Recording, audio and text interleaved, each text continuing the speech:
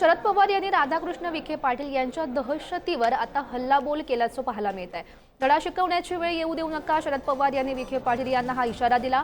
शिर्डीमध्ये काँग्रेसच्या उमेदवार प्रभावती घोगरे यांच्या प्रचार सभेत शरद पवार यांनी विखे यांच्यावर ही टीका केल्याचं पाहायला मिळत आहे।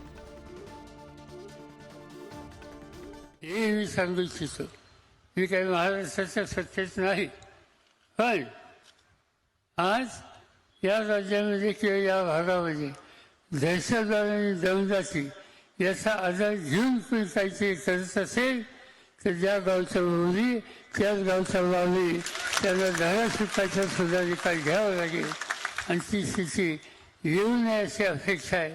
उद्याच्या निवडणुकीमध्ये मोठ्या मताने प्रामुख्याने तुम्ही विजय करा, शिक्षणाची सोय उत्तम रीतीने करू शकू ही माझी आशा होती। तर कुणी खोडा घातला पाहिजे।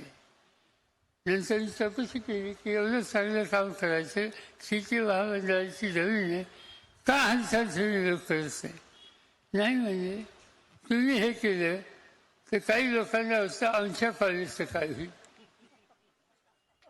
तिथं फॅमिलीला आमचं कॉलेज आहे, आमचं इंजिनिअरिंग कॉलेज आहे, आमची फार्मसी आहे, आम्ही हिचं काढले, आम्ही नगर शहराच्या नावाच्या वळणावर काय त्याचं नाव मला माहिती विरोधात जे शेतीवरची फुलं होते त्याच्यामध्ये पहिला नंबर हा बाळासाहेब थोरातांचा होता।